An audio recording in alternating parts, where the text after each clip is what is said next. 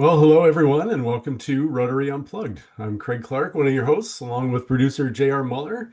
Welcome to another episode of Getting to Know a Fellow Rotarian. And I have to tell you, it's finally nice to have a fellow medical doctor on the podcast, Dr. Diana Bitner. Welcome, doctor. How are you? Thank you very much. Good. Please call me Diana. We're Now, I hanging should out. also say I just played a doctor on TV, but kind of the same thing. But, How's that? I used to work at what was then St. Mary's Hospital. No way. And you remember the show on CBS? This is a long time ago. Touched by an Angel, I think it was called. I remember the And it was name, on but CBS. It was okay. a silly show, and there was a story happening with the patient, and she called the TV station, and they wanted to recreate a scene like this show. And I was the PR guy for the hospital, so I helped out, and they needed somebody to play a doctor. So I made my Oh, okay. You screen really did debut play. or a stethoscope. Now, the funny story, actually scary, I was walking out of the hospital room after we did the taping, and a husband came out of a room like, Doctor, can you come in here and talk to my wife? I'm like, sorry, sir, I just played a doctor on TV. And felt really bad, but it was fun. Well, Still fun. welcome. Thank you Thank you. for spending time. You said you were busy with patients, and we appreciate you taking time, but really appreciate that. Of course. Rotary is a lot of what we talk about. We also like just to get to know the person too. So why don't we start with that? Why don't you tell us a little bit about yourself? So I have been a physician since 1992, and I graduated from Wayne State University. But I grew up in West Michigan, and I grew up in Grand Haven, Michigan. Loved, I mean, to live by the lake and to grow up with friends and family was just the best. Yeah. And when I was 16, a life-changing event was that I was a Rotary exchange student in Brazil for the year. So I was a Wow. Spring Lake, Michigan Rotary exchange student, and Wow. it was in 1982. And at the time, it was such a life-changing event on so many levels. One, because my family couldn't afford to send me to exchange, and to be an exchange Mm, student, one has to pay for one's plane ticket, but also have $1,000 in a bank account, of course, for some security while you're there, right? yeah. So I knew I could make the $1,000 in the year, but the plane ticket was a little beyond my reach, and my family didn't have the means to do that. So I went through Mm. all the multiple interviews to be an exchange student, and I wanted to be an exchange student. Like, I can't even tell you how bad. And Why? What drew you to that? Just out of curiosity. What? I think when I was young, I remember being at church, and a girl like came in, and the whole church was buzzing about her that she had just returned from an exchange. Oh. And there was just something about her. But I was a voracious reader, and I just read so many books about so many places, and I just really wanted to experience. And Mhm. childhood was a little rough in terms of support, and so I just wanted a break. I wanted to get away, see different parts. It was more, I don't know if I had words for it. I just Yeah. knew that it was something I needed to do. And so I'll never forget, again, how much I'm indebted to Rotary. So we were up north at an event, and my Rotary sponsor from the Spring Lake Rotary Club was there, and a couple other Rotarians, obviously our same district. And we were at this thing, and all the exchange students were out dancing on the dance floor. And I was still sitting at the dinner table with the couple of Rotarians, and they're like, "Why aren't you out there?" Again, I'm this little 15-year-old. And I'm like, I can't afford the plane ticket. I don't even want to get excited. I'm not going to Oh, be able to yeah. go. And I said, I'm working as hard as I can, but it's probably just not going to happen. So, and he's like, Diana, we as a club have decided we're so invested in you. Mm. They had a white elephant sale every year, and they said, we are going to use our white elephant money to buy your plane ticket. You get to go. Wow. So, oh man, Wow. I could still cry thinking about that. Yeah. Yeah, And you don't forget that stuff. because I had Mm. to go to Rotary every Friday at the Spring Lake Country Club with the Spring Lake Rotarians and learn how to hang out with older white guys. And it was just a really critical experience. And to get on that plane and go to Brazil and spend a year with a family that didn't speak English. I was fluent in 3 months in Portuguese. Lived in this Wow. teeny tiny little hick town of people that would give you the shirt off their back. And it Mm. was, so I'm going back next fall for the first time back to Mm. Brazil. So First anyway, so time. Oh, first wow. time. Yep. Okay. So very excited. My host family, we're still in touch. My parents have passed, but my brother and sister are still alive and well, and so Mm. they're gonna host us after I have an International Menopause Society meeting, and then in Rio, and then we're gonna go to São Paulo and hang out with my host family. Fun. Now, So did that experience draw you to the medical field? no, I already wanted to be a doctor again because I had read this series of books about a World War II nurse, and she worked for this really cool family practice doc. And I thought, I don't want to be the nurse, I want to be the doctor. Wow. So I just always, since I was very young, 11, 12, wanted to be a doctor. And so when I came back from exchange, it was time to get really serious about school. Of course, I grew up a lot and realized, okay, I've got to make this happen if it's going to happen. And got serious about school, got into college. I went to Central Michigan undergrad and then worked my butt off to be able to get into medical school. So I went to Wayne State in Detroit, had a great experience. And after that, it was off and running. So I've been very blessed and glad I've pursued this path. Have you practiced in West Michigan your entire I career? have. So I did residency in OBGYN in Grand Rapids and graduated from that program in 96. And then I actually practiced in Grand Haven, Michigan at North Ottawa for 2 years as an Mm. OBGYN. And after that 2 years, decided I wanted to come back and practice in a bigger area with more specialists. And so I came back to Butterworth Hospital Mhm. and joined Dr. Federico and Holt and Menopause. And I was the first woman in their practice. And just what an they're amazing mentors, had great experience, and then we became MMPC, and then MMPC was purchased by Spectrum, which is now Corewell. So um, in terms of moving out of that, so about 5 years ago, I left Corewell Health and started my own private practice. So Oh. I, long story short, got very interested in menopause and prevention and women's health and wellness, and so Mhm. wanted to do a lot more in terms of one-on-one care. So I started a concierge women's health practice in Grand Rapids called True Women's Health. So for the last 5 years, I've worked at True, and we've expanded to three physicians, a nurse practitioner, and a PA, and busier than sometimes we know what to do with, but we love what we get to do. And I feel like I know you because I've seen you in the media forever. That seems like your full-time job too. Why so much media? What's the Thank you for saying, like, I never. So I got interested in menopause back in 2003, when it wasn't a thing yet, because so many women were, starting to ask me questions like, why am I gaining Mhm. weight and I'm doing all the things? Why do I have decreased sex drive? Why am I having hot flashes? All the things. And I'd be Mhm. like, I don't know. Mhm. I'm an OB doc. I can deliver a baby. I can do a surgery, but I have no idea. And I thought, you know what? This isn't right. Who else is supposed to know that if a woman's Yeah. health doc doesn't know this? So Mhm. I went to my first women's health meeting and was just blown away about how much actually is known.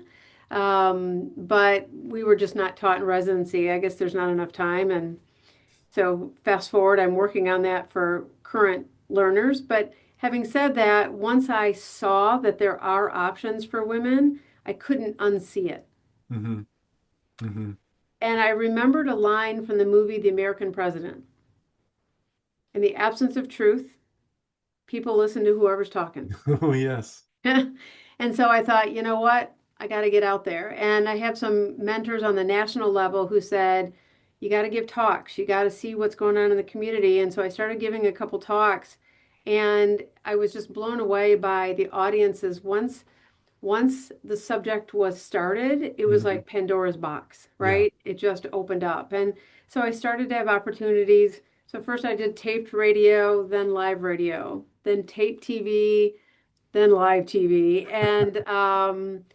And again, it was never the goal. And but what's been so gratifying is that I get to help people. Of course, I'll never meet. I mean, I Yeah. have people come up to me in the grocery Yeah. store and say, a lady last week at Forest Hills Foods was like, with tears in her eyes, like, you don't Aw. even know how you've helped me.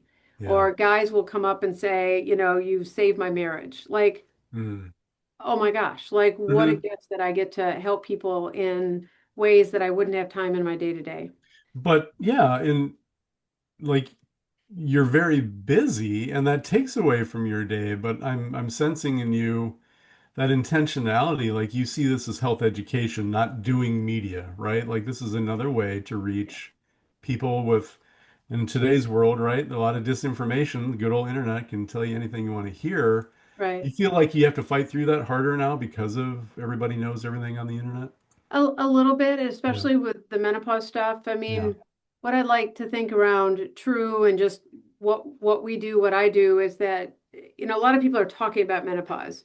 I'm like, yeah, it's been around for a while, but 50% of the population will go through it.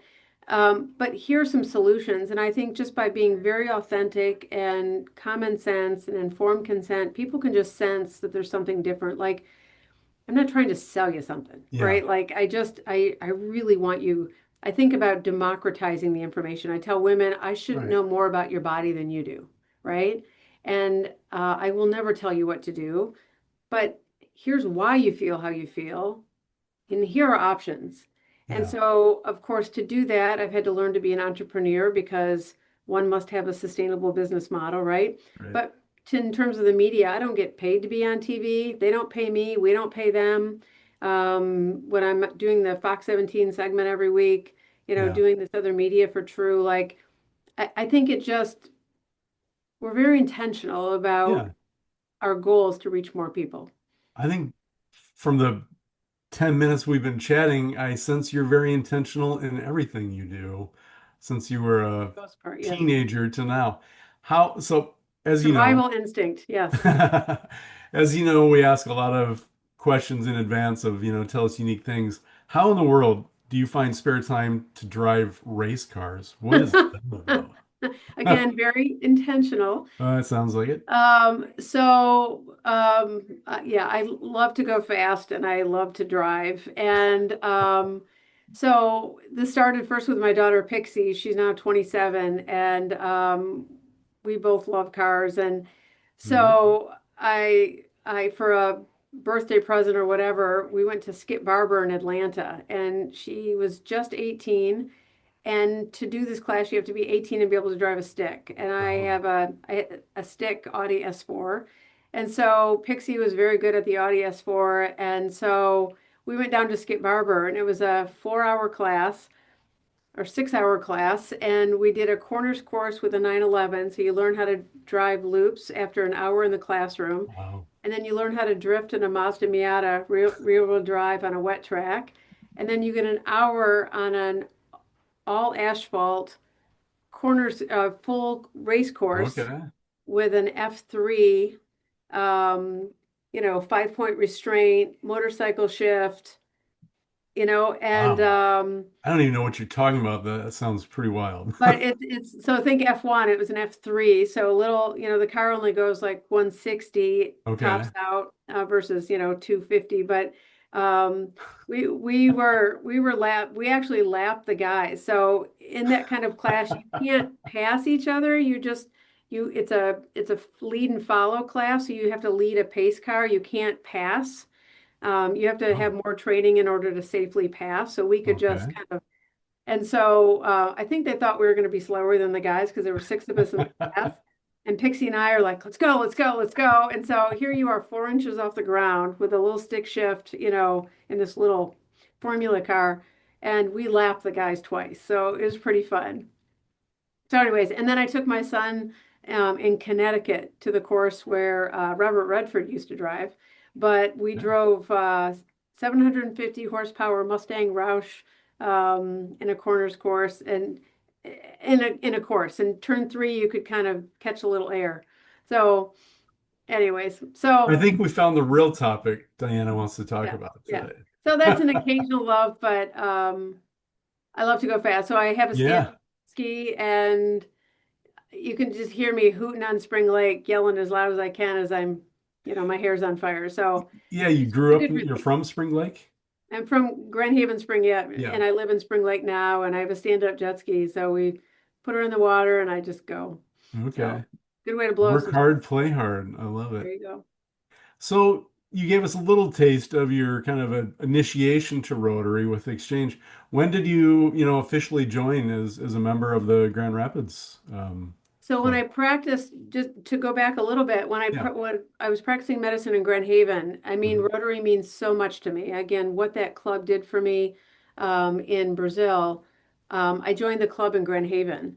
And so I was a member there for a year, but as a young OB with patients in labor, small town hospital, not much cross coverage, I had to let that go. So it was Yeah. very sad, but I joined. Kennard Creason was my sponsor there. He's a now retired dentist, and I was just really sad that I couldn't make that work. So when I came to Grand Rapids, I'm like, I really think my life is a little more organized, so I think I can make this happen again. And Hmm. just to be a part of, again, I love big thinking. I love outward thinking, being very intentional. Serving others, of course, Hmm. is in my DNA like it is in yours and all Rotarians. So, how can I be a part of the community? How can I meet people in a meaningful way? And I'm starting a business. How can I learn from others who have gone before? So, certainly, selfishly in a way of learning, but also then to be able to give back as able. Yeah. And Yeah. then Ozgi and Sherry Baselbass are my sponsors, and Okay. it's just been great to meet everyone. So, Yeah. Yeah, it's an active club, that's for sure. Are very you cool. doing anything currently with our Rotary or any club? So Sherry and I was helping a little bit on the international, Mm. so haven't done a lot lately. And then, because for a while I thought I could start another business on top of this business, and so that took a lot of time. We've since have sunsetted that. I Okay. developed a digital app. Anyways, so long story short, I didn't have a lot of For time because race car driving or for healthcare? for healthcare. We had a Okay. Yeah. healthcare digital app company, but not a great time for fundraising, so that was sunsetted. But having Yeah. said that, it was too much to do that in Rotary. So now I'm really interested that the exchange program is coming back. Yeah. So I don't want to overcommit and underdeliver, but I would love to at least be a resource. Living in Spring Lake, I couldn't host a student because I need to be in the Grand Rapids Yeah. school Hmm. systems, but I do remember when my kids were young, we hosted Rotary Exchange students. Oh, really? For we had a gal from Thailand, we had a gal from France. My daughter was a exchange student through Rotary to Mm. France for a year. So again, we just love this program and believe in it. So it's really important sometimes to give the host family a break. Let's say I'm going to go on vacation. I'm going to go to Florida for a week to be able to say, "Hey, I'll take the exchange student with me. You guys have a break. We'll let the exchange student Oh. see a different part of the country." So Mm. I really would want to be active on that level where, again, I'm not overcommitting, but I'm able to be a resource. Yeah. And you said you're returning back to Brazil. Is it just you? Are you taking any family members or So anybody? my Or husband and my daughter or my son are going, so I'm oh, excited about that. And but it's for the International Menopause Society in Rio. We'll be presenting some research, and I'm part of the International Menopause Society social media committee, so we can get the word out. And so we'll go there again for a week, and then go yeah. to the state of São Paulo. You could always sponsor a F1 race team too and put that on the Yeah, right. I think that would require a little more budget yeah, than we have at that's True. It'd be right. pretty cool to have a race car with the True logo on it. Yeah, for real, for real. Well, it's been a pleasure to get to know you. And, as you say, all of us Rotarians enjoy serving, but I really, working in PR and understanding the power, right? And the harm that media can be sometimes for you to give so much of your time, especially when probably there's staff knocking on your door now, like we need you, to understand the value in that and then to be because not everybody you might have all the degrees and know the information, but if you can't really articulate that to certain audiences and forums, it gets difficult. And you do such you're natural at it.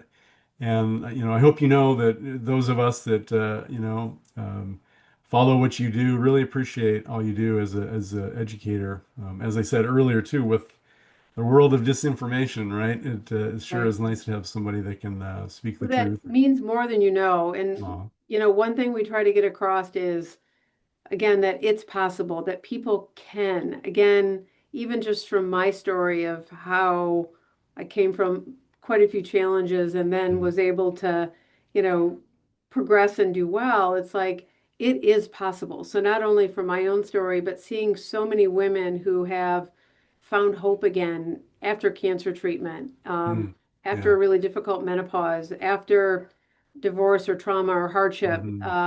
all the things that happen with babies or losing babies or can't grow the family, can grow the Yeah. family, all the things. Like I've gotten to take care of women in the most vulnerable situations. And so I Right. just want people to know that it is possible.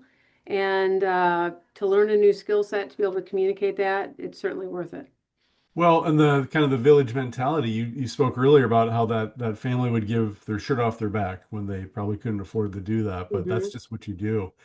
I feel like, and you're I'm hearing intentionality in everything you're saying that that really comes natural, I see, from how you share and you give and you understand, and that, effect that it has on people to give of themselves that way. It doesn't have to be money and all that. It's just Hmm. having that intentionality and understanding we're all in this together, right? And it does take a Right. village. And don't you So think too, it's just people want to be seen, yeah, they want to be sure. heard. Yeah, acknowledge, You right. just need a little bit of hope. Like Yeah, we all have a lot in us to, it's just give me a thread, give me something I can go on. And so, yeah, I'm sure we yeah. could talk all day. I know we could, but you probably have a race to get to, or at least an engine to work on or something. So, Dr. Well, it's so Bittner, fun. I've been married for a year, so my second marriage, and oh, okay. I'm just so happy and so blessed. And we actually met by talking about cars. So he's like, "Wait, you Right. like bourbon and you like to drive race cars? What?"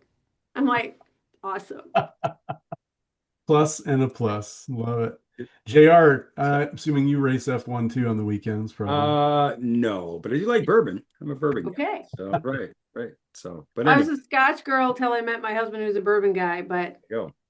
There no, you go. So, like when the Community Engagement Committee decides to do the Grand Rapids Grand Prix for charity, you might be interested in signing I up for will be that. all over Figure it. out a I'm now their nonprofit we can chairperson. sponsor and bring the cars here downtown. I think that'd be a great idea. Just throwing that out Only there. if I get to drive a little bit. Right. Well, we can get a car with your sponsorship Race on it. car. That'd be great. Right. So Oh, anyway, Grand okay. If that Marshal. goes I along digress. with I it, digress. I digress. So, sign but me up. appreciate your time today on the podcast as My always. And pleasure. so everybody out there knows this, but if you want to see this podcast, just visit grrotary.org and click on unplugged at the top, or you can download the Apple Podcast app onto your phone and just type in Grand Rapids Rotary Unplugged. Again, thanks for your time. Have an awesome day. Thank you. Be well.